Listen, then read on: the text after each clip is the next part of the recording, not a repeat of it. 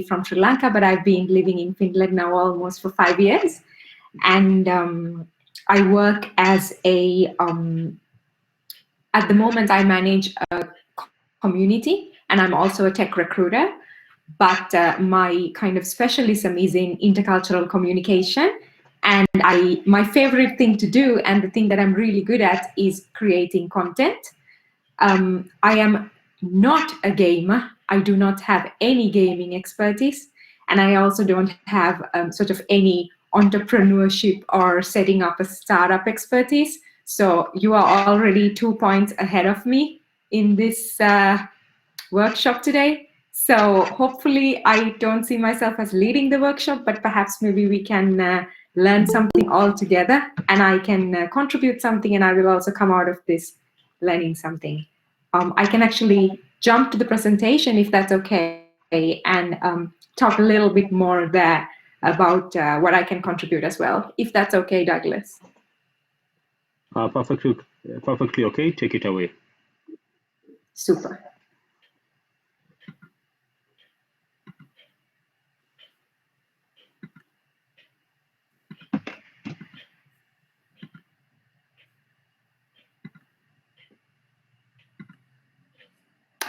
Are you able to see my screen right now? Yes, we can, and I'd like to also take this opportunity to ask those ones with their videos on to kindly disable video. Okay, great. So I have my presentation as the full screen, so I can't see you anymore. If at some point you can't hear me, or if something is unclear, please just stop me and interrupt me and let me know, so I can fix it. So again, everyone, thank you so much for joining on this Saturday morning and giving me your time and being a part of this. It's such a pleasure to be here. I'm Harsh Rodrigo. And so today I want to talk with you about how can you and hopefully we together take the great stories from the African region to the world using games. When Douglas and I was first talking about, what can I contribute to this discussion? As I said, I'm not a gaming expert. I'm not an entrepreneurial expert. And something that he said is, you have so much rich heritage, stories, culture, and values in the region. You have your folk stories, your superheroes, so many engaging themes. So how can you take that to the world? And this is where I thought I can essentially try and help you out a bit to understand this more, because especially in terms of my work as a content specialist, what I try to do is I take content about a best practice or something specific, let's say, for example, to Finland, and I try and make it digestible and understandable to people who are not so familiar with this context, who are living in another part of the world maybe. So this is where I want to come in and try to contribute. So today we will go through these 5 topics. I will try to keep it quick and short so that perhaps in the Q&A session we can talk more and answer more specific questions that you have, or at least try to answer them. So we will have a quick introduction and then move to this topic of why is it actually important to tell stories that goes beyond kind of cultural boundaries in the first place? And then talk about what does going beyond the culture or being intercultural actually means. And then talk about how can we actually make a story appealing to a global audience. And then finally share a few examples I managed to put together, of which I think the story element is quite strong, but we can still look at them critically as well. So few games. I think I covered most of this in the introduction, so I'm not going to get into it too much. But one thing that I want to say is in my previous role, I worked for a small company in early education. So essentially the concept was early education export from Finland to other countries. but my company was a spin-off of Rovio's education and learning department. So I'm sure most of you are aware of Rovio. So basically, it's the company that created Angry Birds. So I have been in this fence of kind of creating content in education for a gamified company and then trying to make it universally adaptable. So I think this is where I really got a chance to think and put my knowledge into practice, and also like be in this environment of like the startup ecosystem and work with gamers and designers and developers, and then on the other side work with education experts, and then also be a content creator in this mix. I think this was one of my most valuable kind of professional experiences, and a place that I can draw from and bring to this discussion. So moving to our first topic, or the first section. So why is it actually important to tell a story that transcends cultural boundaries? Because as we know, the world has moved to a place where you're more successful when you pick like a target audience and then you deliver a specialized product for them, whether we're talking about politics or sports or absolutely anything. It can be a clothes brand line. So when you focus, you can optimize. But today we're talking about the total opposite side of the coin. Like, how can we instead go broader and go wider? So I think it's important to first understand why is that even important.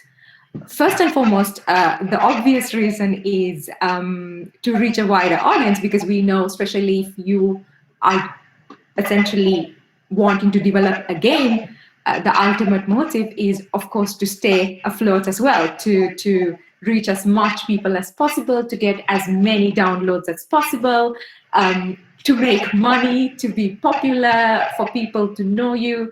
So in order for these things to happen, of course, you have to be appealing to a wider audience. And in order to do that, your story has to be relatable to that stranger on the other side of the world who does not know you. But I think most of you who are here today on this Saturday morning are driven by maybe a slightly different motivation. You want to know how to take your message to the world. So it's a little bit more about delivering impact than maybe just being popular. So in that case, this is why you need to make it easy for people to relate to your story in order to get your message across. If there is something valuable that's important to you, and now you want to share that with the world, they don't have the same experiences as you do. They don't have the same priorities as you do, but you still want them to get on board with you, appreciate what you have to share. Then you have to make them be able to relate and be able to understand. So, and the thirdly, it's important to tell stories that as many different people understand as possible, so you can give everybody the opportunity to benefit from what you have to provide, because you are essentially creating something that can deliver an experience or a learning or just joy, and you want as many different people to be able to share that. So I really wanted to talk a little bit about my experience in gaming at this third point. So growing up in Sri Lanka, I always say that I grew up on the wrong side of the digital divide. I'm a girl growing up in South Asia, even though we have like high literacy rates and focus a lot on educating our women, etc. Still, it was a more conservative way of working. So you read books, you go to school, you do homework, you do not play games, especially if you're a girl. So I grew up, I've only, for example, played Super Mario 3 times. I haven't played any games per se. I'm not savvy. So I just grew up not having access and then just not developing that intuition to handle games. And then the storylines were sort of had a lot to do with shooting or fighting, and then it didn't interest me anymore. And now I've realized that if there's a new game and I'm trying to play and somebody's inviting me to their team to be polite, I'm not very good at getting the hang of things as fast as other people. So it can be annoying, and people say, how can you be this bad? You even work as a tech recruiter. What is going on? So I have this feeling that if you create a story that can be appealing to all different pockets of people, then you are giving them that chance or opportunity also to learn that skill and share that experience as well, and not be excluded. And that's a really great thing that you can do. So let's talk a little bit about what it means to be culturally kind of diverse or intercultural, or make things culturally appealing. Now, first things first, I studied intercultural communication for my master's, and I've been studying this subject for some time, and even I still haven't got the full grasp of what this means. This is one of those terms where, you know, what it means depends on who you ask, as we infamously say in academia, but I will try my best. So when we say intercultural, people immediately think, oh, it's between different countries, between different nationalities, between Kenya and Sri Lanka, or Botswana and Finland. It could be, but it's not limited to that. It essentially means between different groups of people that share, that have different values. So it could be absolutely any different groups of people. It could be between different generations, so the younger generation and the older generation, and there are so many different generations. Think of your parents, your grandparents, then us, our children, their children, so many different layers.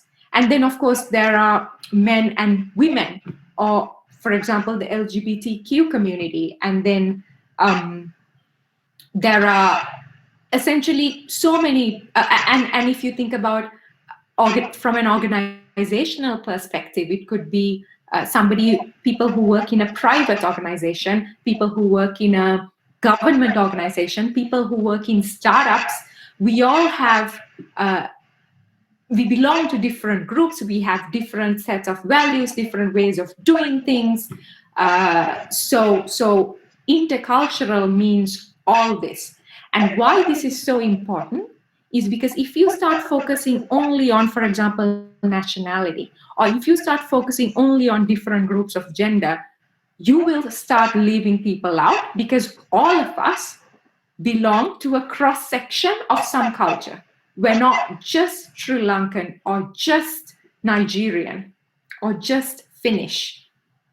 I am a woman who is Sri Lankan, but kind of grown up in Europe, working in tech, so many different layers. So that there can be women who code from Africa, and they belong to all these different layers. So when you're trying to tell a story, you are trying to make it, you're trying to create something that can navigate between all these different layers of a culture or of the world. So if you take one thing out of this kind of definition, it's to just remember that it does not necessarily mean only different cultures, only different countries, because there are so many different people living even in one geographical location. Now we come to the more practical side of it. So essentially, you have a story that you are creating your game around, or which is the very core of your game. How can you now make this story globally appealing? So first and foremost, you can focus on the human interest. And what this essentially means is that there are some things that are universal. For example, the emotions and the feelings we feel. We all feel things like desire, love, sense of achievement, fear, the need to protect, the need to safety. There are so many things that we feel universally. There are more things that essentially unites us in this sense than that makes us different. And then you can appeal to this in your story. So, for example, if you are the character in your story, or the main plot can revolve around a very kind of relatable emotional journey, and this will be one of the best ways to get the story across, because people are able to relate to these feelings without knowing the context, because they have had the same feelings, and in that process it will be easier for them to follow a story which is quite different to their average surrounding. I mean the plot, or the environment, or the music they hear, the things they see can be completely different. But if you have these emotions in place, and in this sense, the human interest at focus, it's something that they will be able to follow. Secondly, I have this in the second point. I have used the word "if possible," because, of course, this is only if it's possible. Use a lingua franca. I mean, this might be a slightly controversial thing to say, but people say that most people would watch something a little less quality, or engage in something a little less quality, if it doesn't have subtitles, which is slightly unfortunate. But what I'm trying to get at is, if you use a language, and if you're going to a specific region, and if you use a specific language that most people understand, in a way, it will be that much easier to get your story across. And actually, another really creative thing to do is not use words at all. I mean, think about, I'm sure you're familiar with the Pingu animations that we had when we were, or maybe I'm just super old that I'm the only one who remembers. But either way, we had these Pingu animations or cartoons, and they didn't say anything. They just made like random noises, but they were the most loved characters back in the day. And also, if you think about Mr. Bean, I mean, he's so popular, but he never really says anything. But people can still relate and still follow the story and enjoy it all. So you can think of kind of creative ways to use language. And then, Douglas told me today when we were starting this presentation that I am to expect quite a few designers to join us. So this is especially to you designers out there. How much attention do you pay to the game design? We're talking about the way it looks, the way it sounds, the storyline, the voices, the characters. Does it have a lot of sharp edges and a lot of dark colors? And is the plot quite violent or super action focused? And if so, what kind of audience do you think are most likely to be attracted to this storyline and wants to be a part of this storyline? Have you thought of things like, some people are colorblind, they can't appreciate color like the rest of us? Or what if somebody's differently abled and they're not able to hear? Have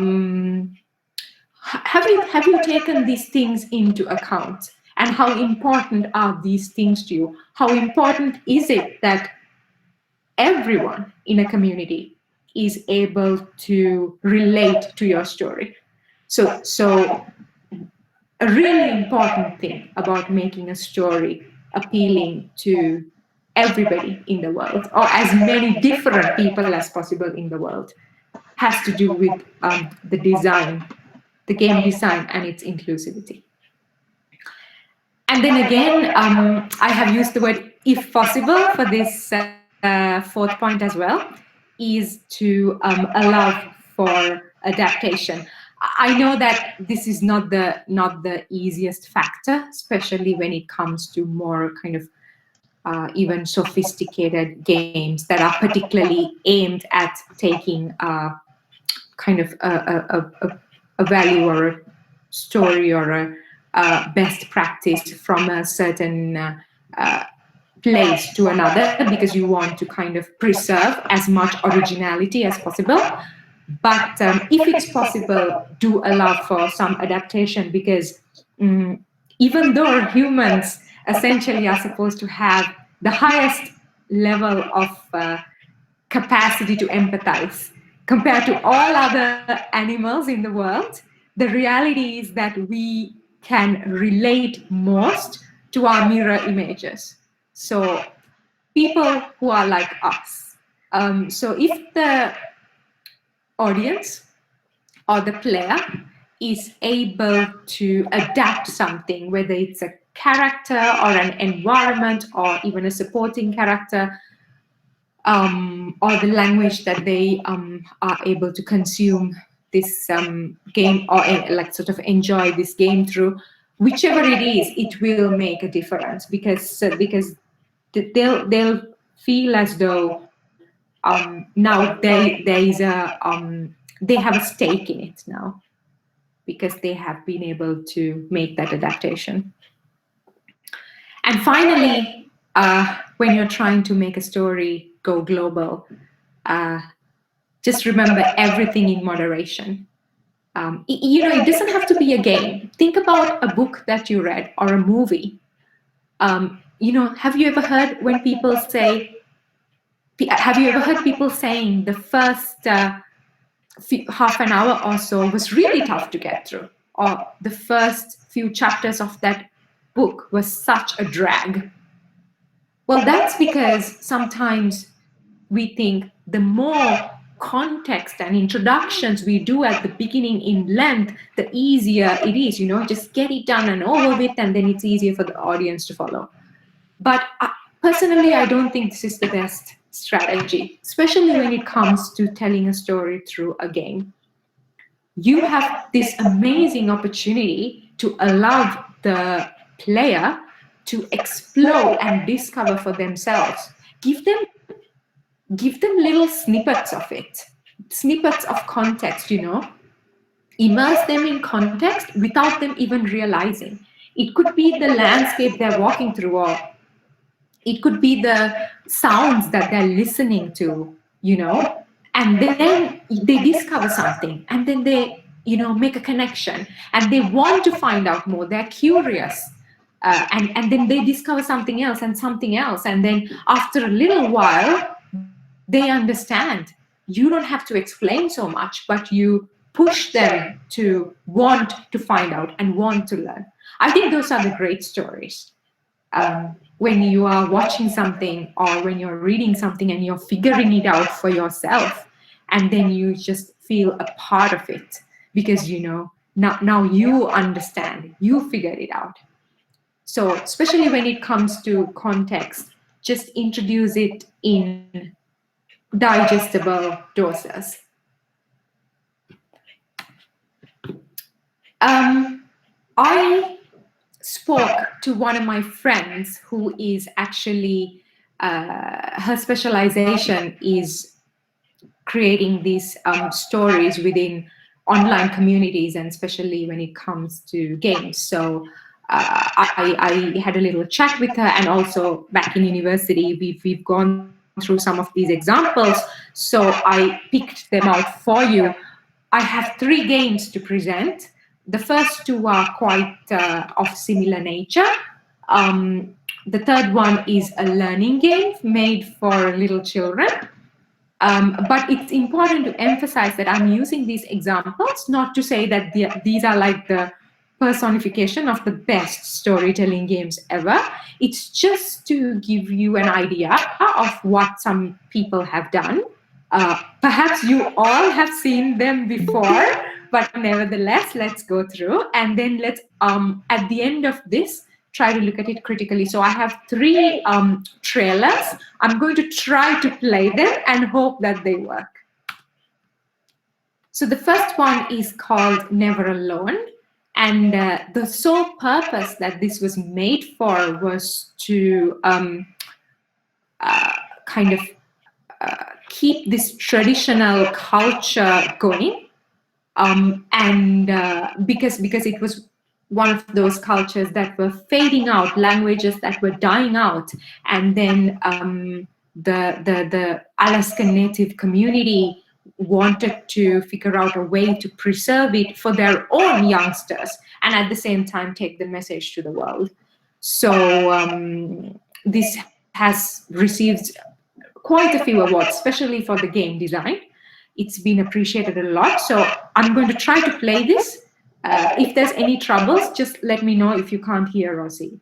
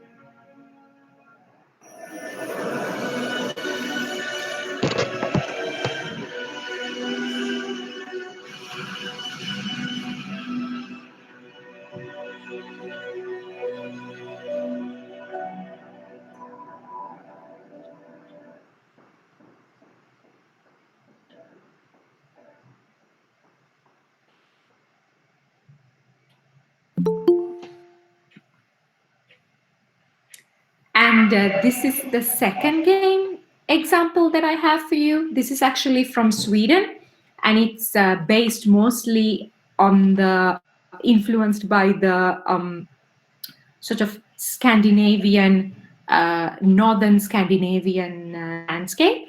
And the protagonist of this game is a ball of wool, that you used to knit with. So this character isn't a human per se, but the environment used and the music used, especially the design, is so inherently Nordic. And they've tried so much to bring this kind of rich culture into this design that it is really unique in that sense, and it's also been appreciated for that quality. So let's also take a look at this trailer before kind of critically looking at these 2 games, and then the third game let's address separately.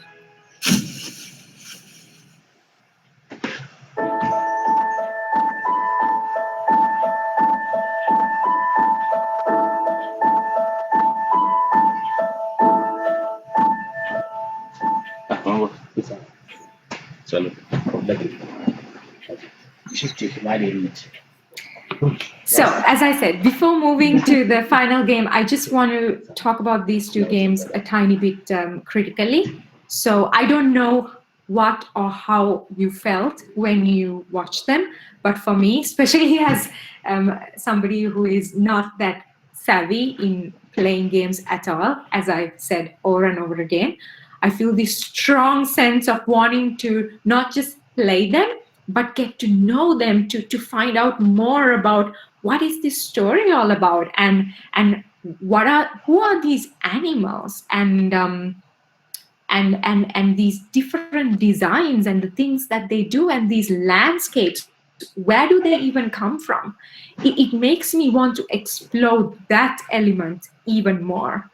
And perhaps for the player, they don't have to now go outside and do research. They could just continue playing, because they know that they'll come across new landscapes, and they'll come across new scenarios and new characters that they can interact with. They can find out more, and maybe they'll come out of it learning a few new words in a whole another language that they didn't even think they'd be able to do, and be able to recognize tunes and melodies, or instruments, or so much more. So this is the biggest strength in these two games. So personally, for me, I would say one of the biggest strengths is the story. However, if you think about the reception for these games, they have got sometimes not the best reviews in terms of their game design, the gameplay and the platform elements. Yes, so the platform elements and the gameplay, and sometimes the characters don't act the way the player wants them to, or there are some issues with the play. So the story is great, but then there are issues in terms of actually it functioning as a game. So let's move to the third and final example. So this actually is something that I'm a little more familiar with. I've actually played this myself when I was working in my previous role, as the one that I mentioned in this early education environment. But more importantly, I've watched little children from both Finland and China play this game. So let's first, it's based on a Finnish fairy tale, and the main character of this is a bird, and piccoli actually just means nonsense, like just gibberish that you talk, just little nonsensical, funny, comical, innocent things. So and here the name piccoli is of the bird. So let's just watch this first. This is not a trailer, this is just a small demo of how the game works. So you won't get to see the story too much, but I think you'll get to see at least how the character functions. So let's just take a quick look.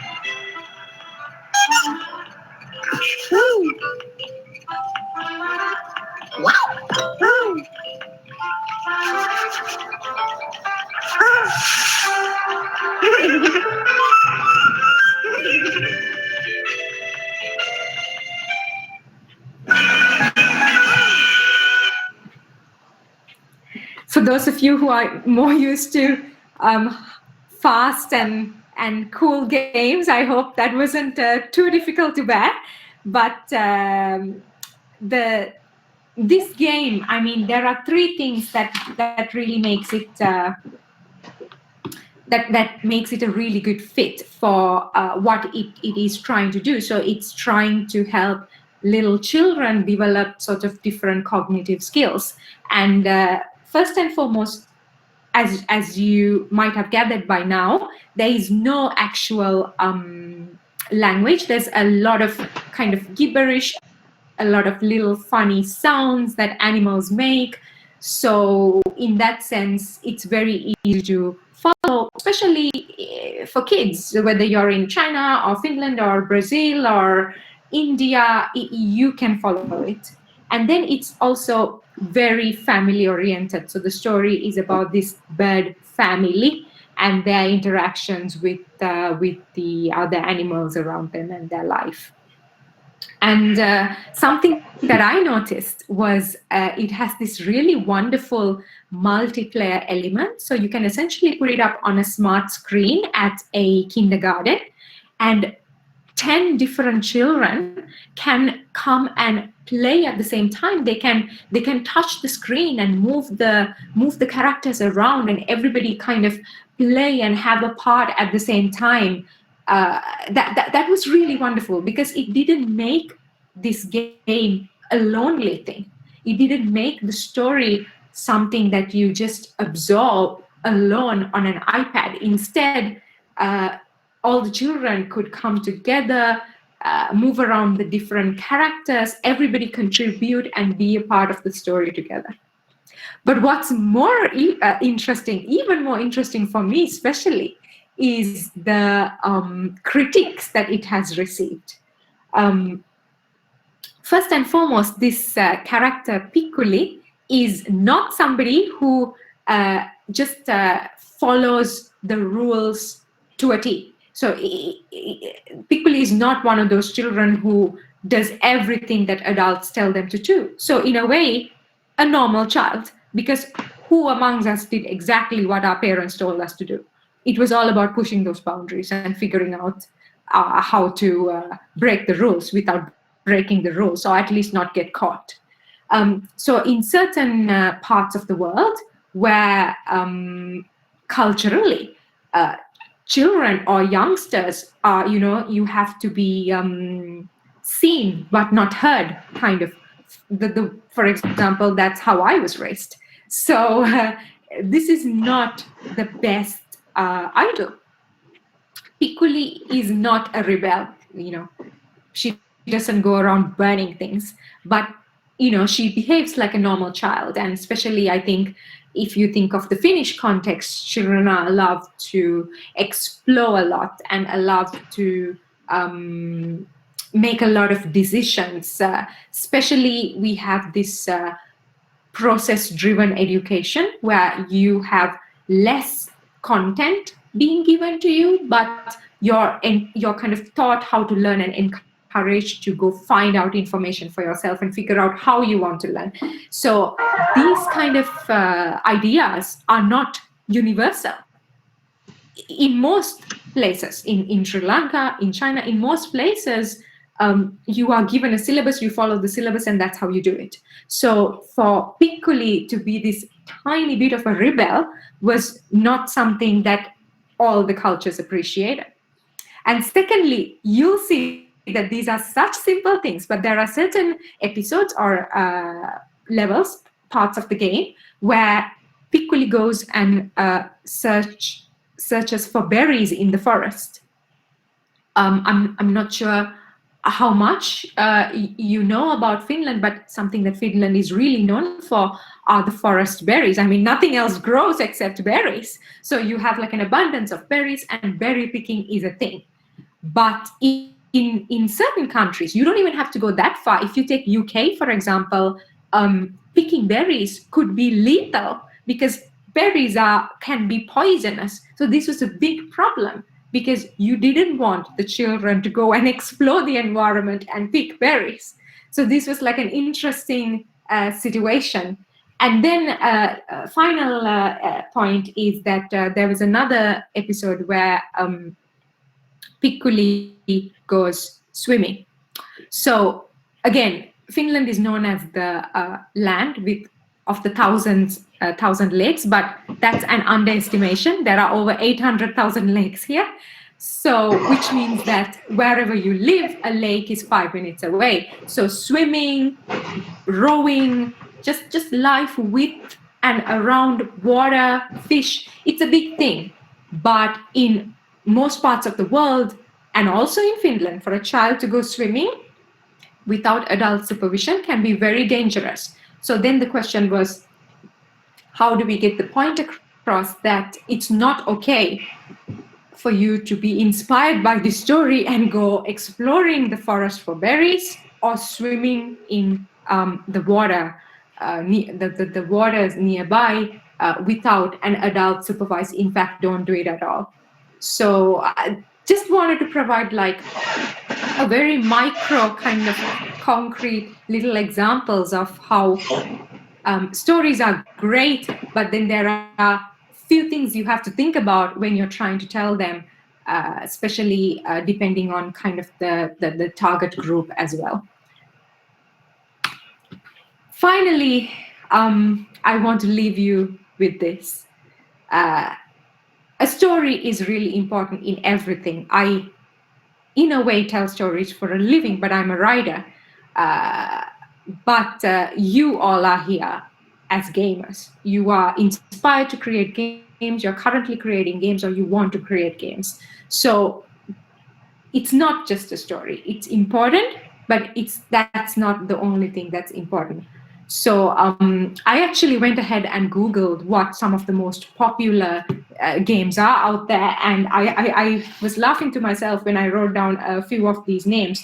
So you have things like Candy Crush Saga, Minecraft, Solitaire, World of Warcraft, FIFA, Grand Theft Auto. So one thing that I see in common is that, you know, these games that are super popular either don't have a story or they have a story which is, you know, not the best, like going around and stealing cars.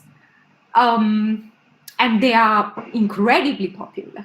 And then, you know, there are so many other games that I don't even know about. And I only picked out the 3. And I'm not sure how many of you had even heard of them, because I hadn't until I was introduced to them by a friend. So it seems like these great stories are not going places, but these kind of things where you just press colorful buttons or steal cars are going places. So I think you are at the pivoting point of this conundrum, because you now have to find a solution.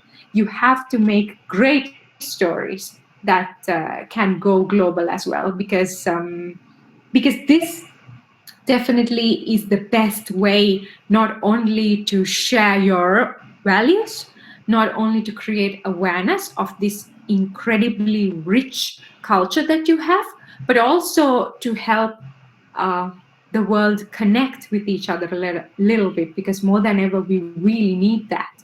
We need people to be able to relate, to connect, to collaborate, to share, to learn. We need these kind of technologies to reach pockets of people for whom it's estimated that what we have today won't reach some of these people for another 100 years. There's a huge gap, and that's not okay. And this is your time. So I really hope that if you take something out of this, that it would be that you would create great games with great stories that all kinds of people can relate to, and that you'll be able to strike that balance. So this is what I have to say. Thank you very much for listening, and I will be very happy to take your questions now and try to answer them.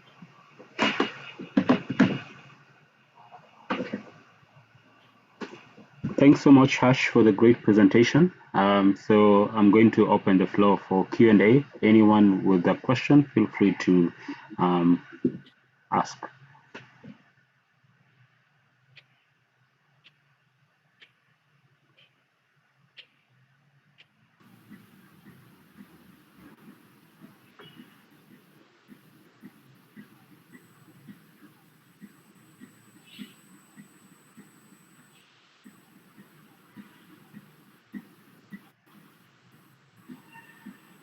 James, are you trying to say something? Oh, hello. Can you hear me? Yes, we can hear you now. Yeah. Oh, okay. What are the limits in terms of developing a story for a video game? What can you do? What can't you do? What should you not do?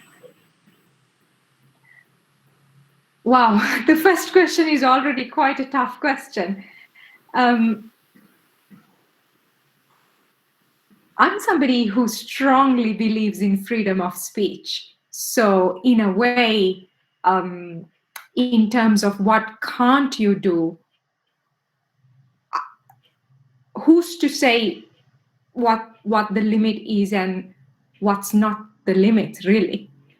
I think one of the main things that's going to constrict somebody are the resources, because it's good to have aspirations and good to want to tell this story, but not everybody can make it look that smooth and integrate so many different elements and make it come to life. So I think then you have to sit back and go, how do I cut this down? How do I make it simple? How do I make it feasible? But from a more personal perspective, what not to tell, well, especially if you're approaching this from an angle of wanting to make good change, good impact, then of course you have to hopefully create a story that captures if you're trying to promote sort of, let's say, a cultural element, etc. So let's take I'm going to use Sri Lanka for an example because I feel more comfortable. And if you're trying to promote a cultural element, there are different ways of talking about the same thing. You can say that it's this story is coming from a place with this kind of weather, this kind of food, this kind of music, this kind of folk tales, and this kind of people with this kind of courage. Or you can also come from a place where you say, this story is coming from a place with deprived people, with who are fighting for resources, and with not the best politicians in place. And you can come at it from a lot of different angles. I think the limit is, remember, when you're speaking for something, if you're speaking for your community, if you're speaking for your nation, if you're speaking for a specific cause, if you're speaking for a specific practice, it's bigger than you. You're representing something that is more than just you. So that immediately means that you need to be aware of how do you want people to, what's the first impression you want people to get, and then they can themselves find out the different elements. But when you're presenting like this first glimpse into something, it's very important that you think about it. I'm not saying that, only talk about the good things and never ever show the difficult or the bad things. But the way you say them has also a lot of, carries a lot of gravity as well. James, did I answer your question, or was I really vague that you have no idea what I said? It's okay. Maybe I can give a context. For Yes. example, you mentioned Grand Theft Auto. It was very Yes. divisive. Actually, it wasn't divisive to the gamers. It was just divisive to the general society. In comparison to a game like The Last of Us Part 2, which is more divisive to the gamers than to the larger society, because both are excellent games. Both were designed by professionals, the best in the industry, but both had stories that, of course, are now divisive. That's a good question. I'm very cautious about reviewing games because I don't know about them much, and then I'm worried about the whole internet being on my case. It's okay. Let me put it this way. What I was trying to say with Grand Theft Auto is that, I approach today with this idea that we have something that is valuable to us in our community locally that now we're trying to take to the world. And if you put it into a storyline, which, in the moral concept is not the most, right. Essentially, stealing a car.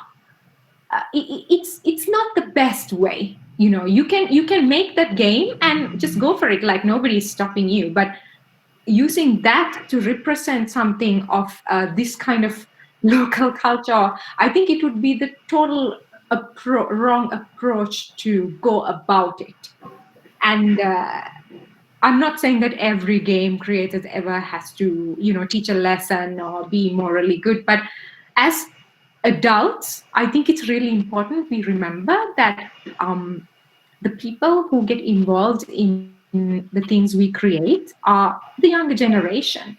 So that's a huge responsibility. We can't just kind of walk away from it thinking, it was a good game.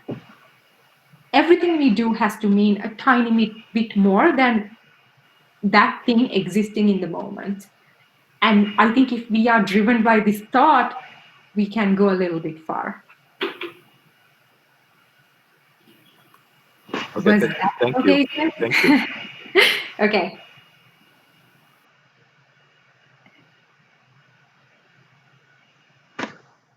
Any other questions, comments, or thoughts? Hi. Hello. Oh, all right. I was a bit late I missed like the first 30 minutes of the presentation, of the meeting. So I hope my question is not redundant. But you mentioned that something like Candy Crush has how I would understand what you said as I'd paraphrase what you said to like a theme story. But I also felt like Piccoli, for example, Piccoli specifically gave me the same feeling. Like it seems to me on the same level as Candy Crush. So could you please explain to help me better understand what the story is in Piccoli? With the context that I missed the first part of the meeting. No worries, Brian. Absolutely. Okay. So what I was actually, maybe I apologize if I didn't do full justice to Piccoli, but Piccoli is a story of a group of a family of birds who are, of course, from essentially Finland, who operated in this environment, and it is initially it was initially developed into a like a cartoon animated series, and then they made the game out of it. So what I showed you, I didn't actually show you like the trailer of the game. Instead, I showed you like how the characters interacted, and there are like different games where it's made for very young children, where they go around and then they before they get on the car, they put their helmets on, and it's a lot about making decisions before entering a certain situation, and then of course navigating through the certain situation. I guess for me, what I was trying to say with the examples of Piccoli and Candy Crush is that for me personally, I think that Piccoli has this story to tell about a young child that is figuring out the world around them. They are pushing boundaries, and then the adults are reacting to that, and then they are exploring, and then they're figuring out, you know what, before doing this task, if I prepare like this, or if I prepare like that, or when I'm doing this task, if I pick this tool instead of that, life gets easier for me. So it's little kids developing their cognitive skills, etc. But what I was trying to say was, in terms of Candy Crush, there isn't that much of a backstory, but it's more of an activity that you do on the spot. However, Candy Crush is like insanely one of the most popular games in the world, whereas Piccoli, I mean, not many people know about that. So the point I was trying to make was, it's all good to have a story, but at the same time, don't forget that this also has to be a game that reaches many people. So you need to try and strike the balance.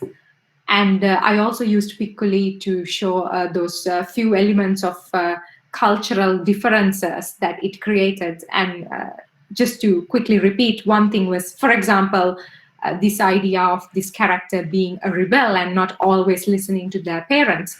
It's laughed at and said as, you know, independent behavior in some parts of the world, but in some parts of the world, it's not okay. When, you know, you are given rules, you have to follow them. So not everybody wanted to welcome this character into the classrooms with children. So I was trying to show like the two sides of this, of what the story created. Brian, does that answer your question? Yeah, I think I understand. Yeah, Great. thank you.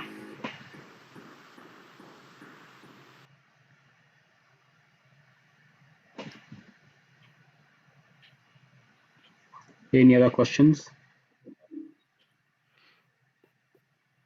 Thank you, Harsh, for the great presentation. So I also missed out a bit at the beginning. What I wanted to know is, when you're coming up with a story, especially now in this case for games, is there some particular elements you'd say, oh no, not elements, but is there is it different from writing like a normal story?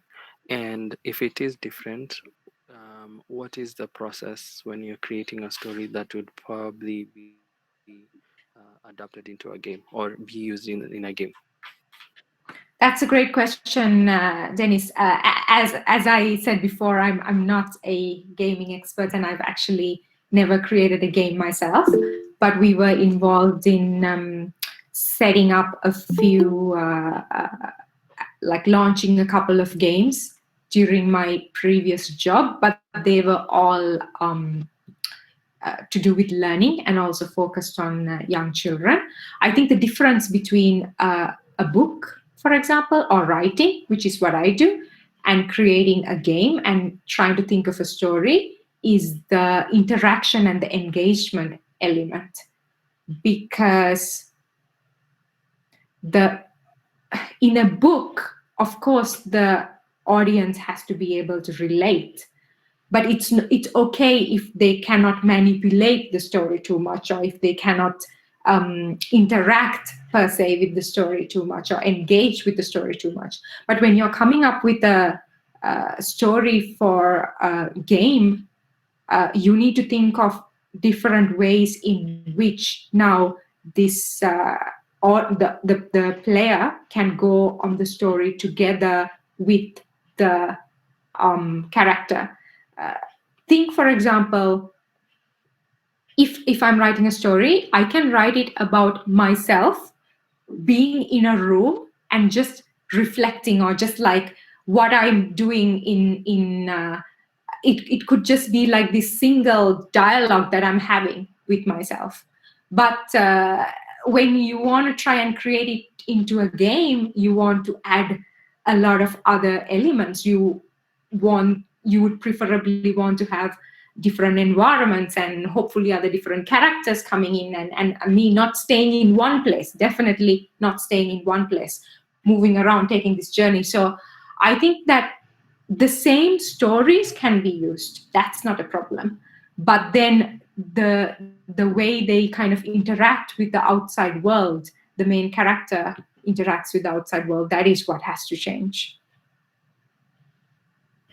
Okay, great. Thank you. Sure. I also have a question.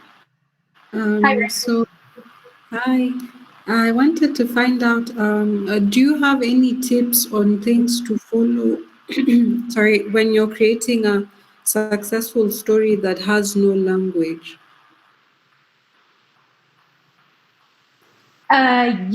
Yes, absolutely. So it's one of the sorry, let me just go back to that slide so I have a reference point. So it doesn't matter that we don't share a language. Actually, one of the games examples I used also, you actually even use subtitles. So I think the main thing when creating a story is to focus on this, what we call human interest. So look at like the main character's behavior or the main plot's behavior from an emotional perspective. This actually gets a bit of bad press, especially if you think about telling these stories in kind of a news environment, because people always say, it drives people up with audience and it's not like backed with facts and people get so worked up. But in the case of creating a story for a game, I think this is exactly what we want. So you have your own story and your own context that you're trying to create in your own language and make it appealing for somebody who does not understand any of those. So then what you do, you put the one thing that we all understand, really, which is how humans feel. This character feeling excited now to go on this journey, and now they feel fear and they want to get away from it, and maybe they have a companion with them and they're trying to protect each other and wanting to feel safe at the same time, and we want to then now join and protect them, and you use these emotions to make it relatable, and then soon language will not even be important anymore because they are able to follow the story nevertheless. Okay, thank you. Of course. Hello. Hello. Can you hear me? Hi. I'd like to thank you so much for the presentation. I really got a lot of tips and reassurance that I'm on the right direction. So one thing is, I'm really focused on creating educational games with African stories.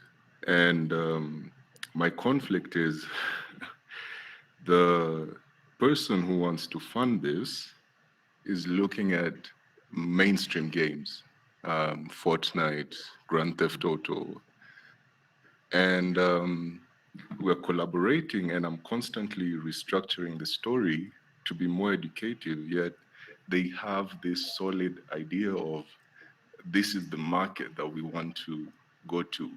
So my question is, should I just drop this and go solo indie and develop my own game? John, you're asking me questions that sort of councils and presidents should answer. This is like the biggest question we have, isn't it? The independent films versus the blockbusters, or the big kind of crime series novels versus the little short story, folk story writers. This is like the constant battle that we live in. You have to forgive me for using this example, because this might be the most stereotypical example somebody can use who doesn't have that much knowledge of the African region. But I think Black Panther comes to mind when you ask this question, John, because it was one of those films that did everything as it was a blockbuster essentially, but it was so rich in culture. That was actually the thing that elevated this specific film for me. Without all those elements, it would have been just another superhero story. But now it's my favorite, and it added so much more into the story. So in terms of a game, if we are able to somehow strike that balance where it is this kind of it is a learning game that brings your values and your heritage into it, but at the same time very engaging enough for the masses to participate. If it's possible to create a story that strikes that balance. So I think the key is that all of us, if we think about it, our favorite kinds of stories are the stories that we know how it will end, isn't it? Like, we know this is how it's going to pan out. We know that eventually the good guy or girl is gonna win, and this is how it's gonna go, and this is how it's going to play. So you have this kind of story, and then you start changing elements of it to look like you, to feel like you, to be like your environment. This is the good start. Not a good start, but this is possibly one of the starts that you can think of. And then once you have the resources and the pull to be more autonomous, then you can go and create exactly what you want and push it until people start changing their mindsets that these are the kind of things that we need more. But until then, it's being able to strike that balance. I appreciate it's not easy. It's easy for me to just talk from the other side, but this is the best I can think of. John, was that at least a little bit good enough for you? No, it's great. I really appreciate that. I would say that I play a lot of different games. I play some games that are not even so popular, and I see that even my closest friends don't play the same games. So it's really hard for me to develop something that I know they won't play. Everybody plays FIFA. I don't play FIFA. And I know that that's what everybody wants to get to reach this success of putting out this addictive, crazy game. And I'm just like, I want something more toned down, more specific, more well thought. And yeah, that's why I appreciate the presentation. Thank you very much. Absolutely.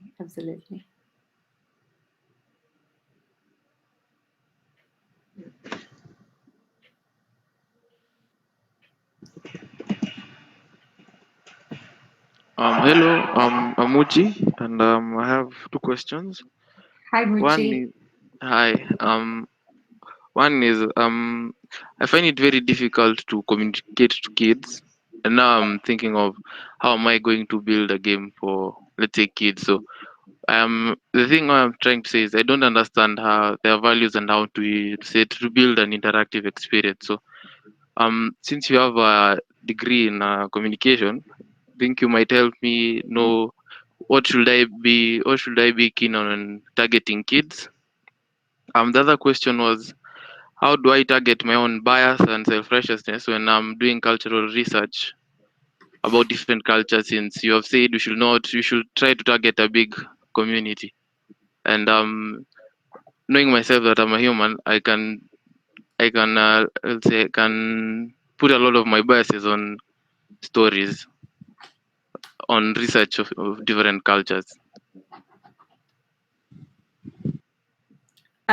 Really, really great questions, Mushi.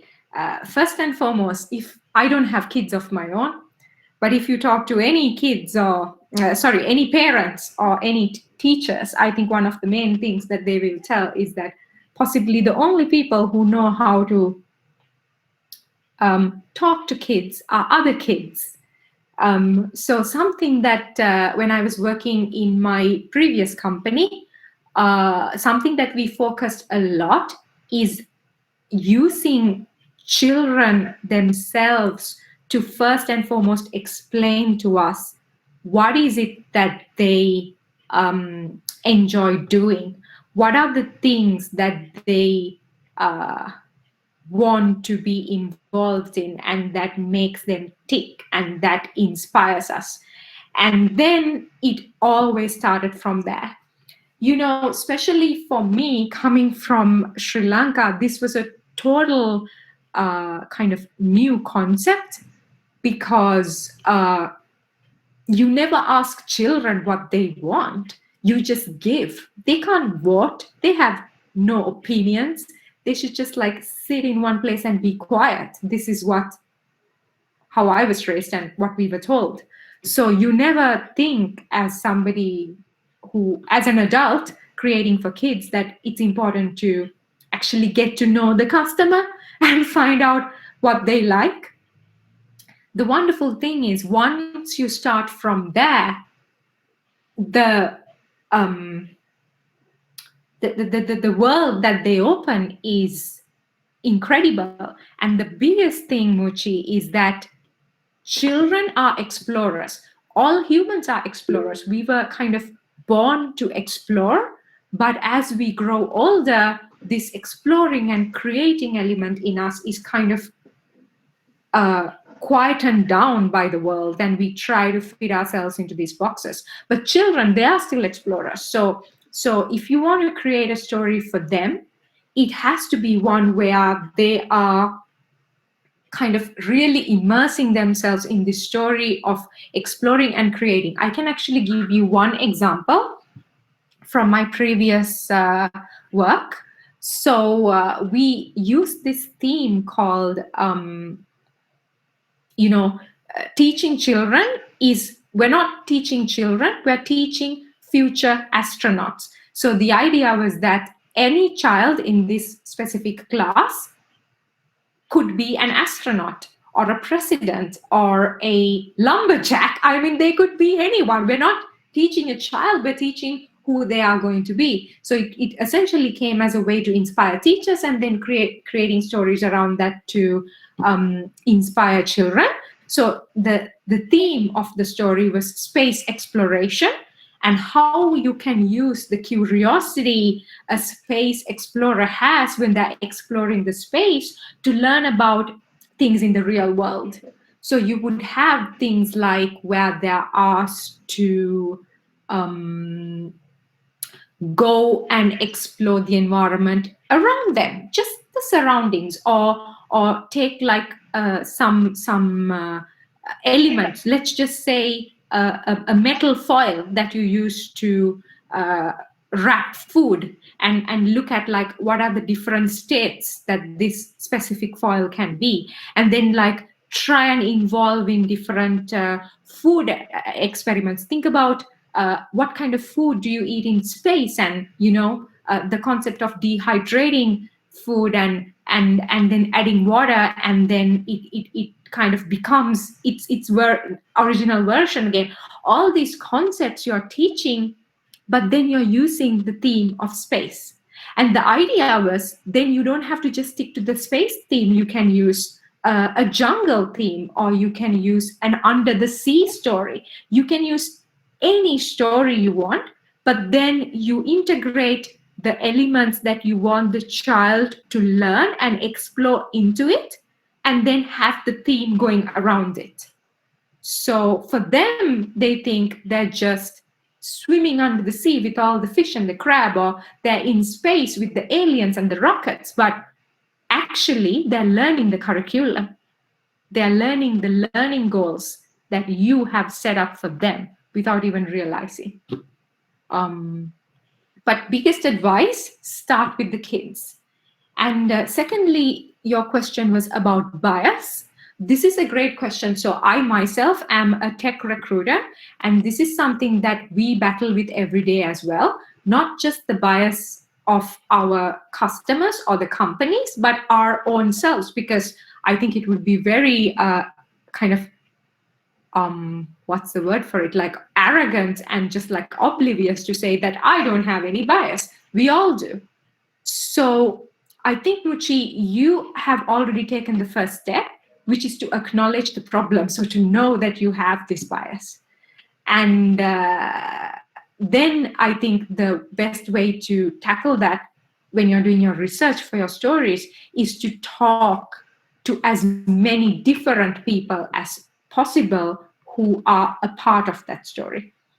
And, not just if you can't talk face to face, that's fine. Maybe you can find material that was written by like a lot of different people on the same subject. The classic thing they always say is when you're trying to read the news, read a paper that is far right, far left, and somewhere in the middle, and then form your own opinion. So it's one of those things, situations where the more people you talk to, the more diverse sort of set of research that you will use, you'll be able to get more information that will hopefully override your own bias.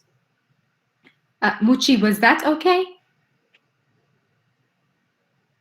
I think it was great. Thanks. Good.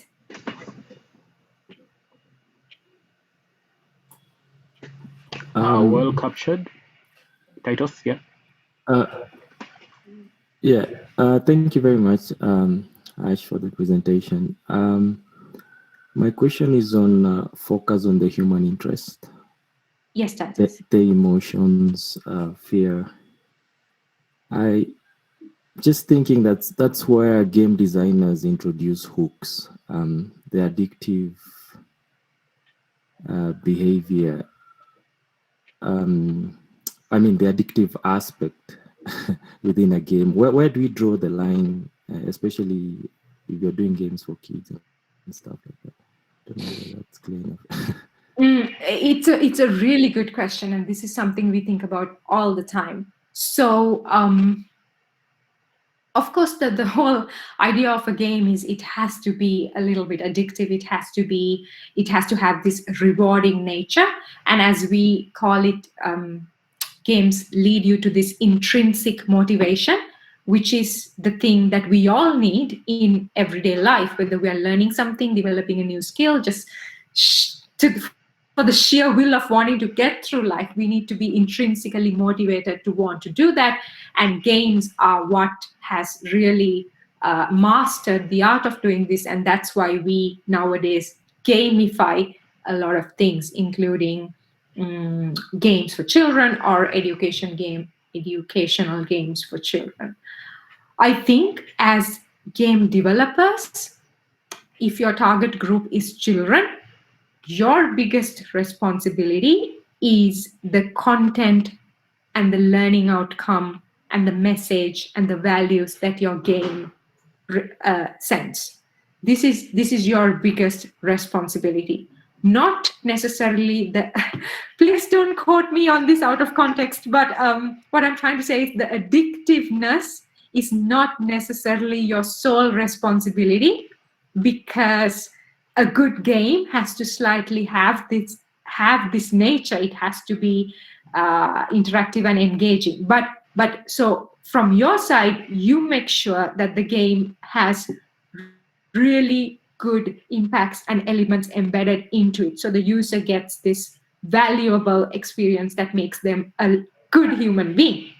So the responsibility of managing this addictiveness is around the other adults of this child's life. So we're talking parents, teachers, relatives, all the siblings, any other adult that this child interacts. It's their responsibility to help this child to learn to manage their time. Just like eating chocolates or playing with your friends or playing a video game. Everything in moderation. So the child has to be, we always say the aim of for the child to interact with the virtual environment is to get that information, the learnings and the skills, switch off and be able to apply that in real life. We can't tell children don't play games or don't touch iPads or don't do nothing. Then they're going to grow up to be like me with zero skills even to play Super Mario. We don't want that. We want them to be intuitive. But then at the same time, we're the adults, so we need to help them develop the skills to manage their time. So maybe as the gaming community, what you can do is alongside developing the games, you can work together with schools and parents and adults in charge to educate them about how can they help kids to manage screen time.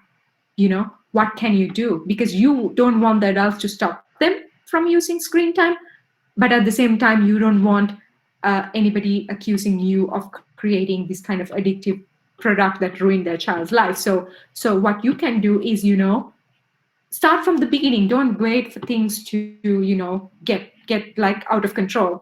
Have this dialogue, have this conversation, and get children involved and talk about, why is it important to go talk to your friends face to face and not have phones at the dinner table, but at the same time play these games and talk about it and share the knowledge, etc. This is what needs to happen. Titus, was that okay? Yeah. Thank you. Cool.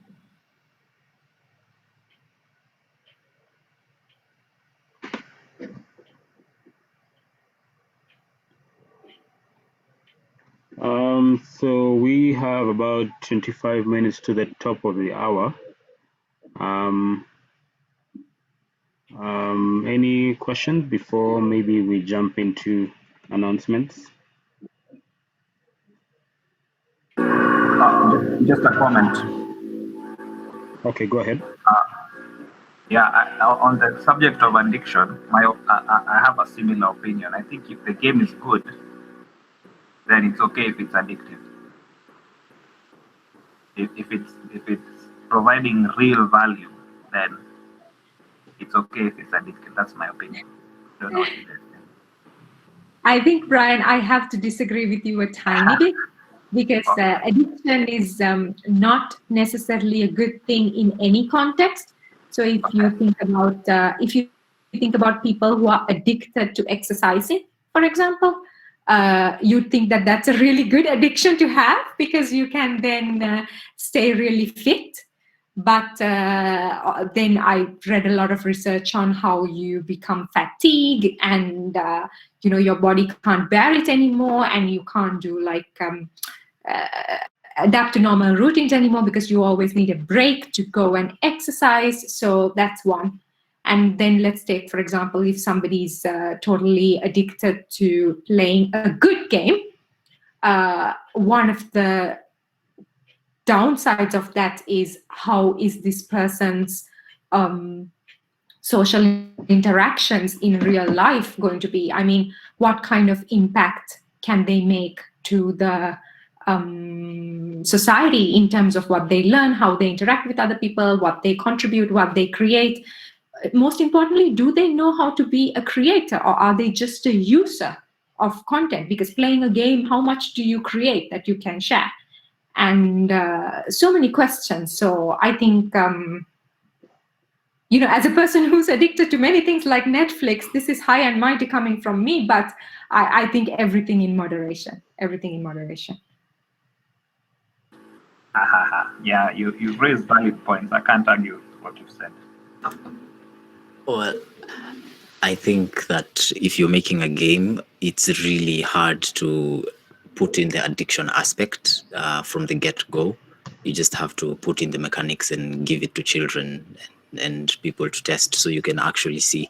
I don't think you can actually put in the addiction aspect from the get-go, from the plan. You actually have to test it. Very true. Yeah. If any one of you are thinking of developing games, whether they're learning or not, for children, I have actually very strong opinions in this subject, because I think especially when we're dealing with young children, it's really, really important to think about it a lot. Have you seen some of this content, for example, that's available on YouTube? Like you can watch video after video after video after video for kids. They're just these animated characters moving around, just bouncing around, erotic. Sorry, not erotic, but like erratic. Like they're just kind of just moving around with no purpose. And I always wonder, is this even good for the eyes to see so many of these colors and characters moving around so fast? And you know, I know one of the main issues that we experience with little children nowadays, especially in an early education environment, is that children can't handle boredom. You know, they always have to be entertained. Do you remember, I'm assuming that all of you here are like above the age of 18, I'm hoping 20, more closer to my age at least, because I'm past 30. But if you remember back in the day, we didn't have a lot of things, so we had to entertain ourselves with our friends, etc. So we had to, like, you know, create things for ourselves. And we were okay with being bored because that's when creativity happened. But nowadays, you always give something to keep them engaged all the time. So they don't know how to manage boredom, going from one screen to the other screen to the other screen to the other screen. Actually, we adults do that all the time too. So if somebody can create a game that encourages children to go use what they learn in the virtual environment in real life, a bit like Pokemon Go, but with more purpose, I think that would be one of the ultimate games, really.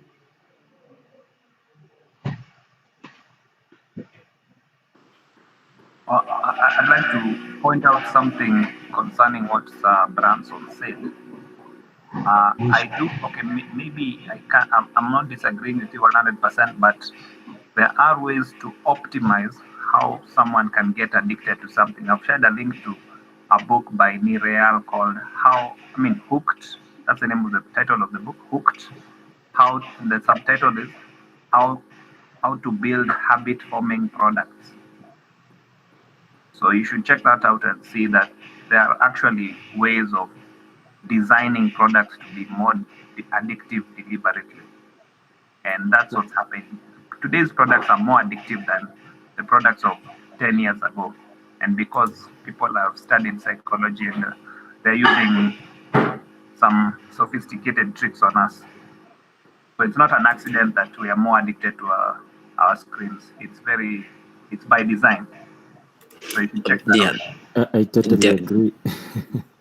Definitely. I totally agree with you too. I just checked out the book.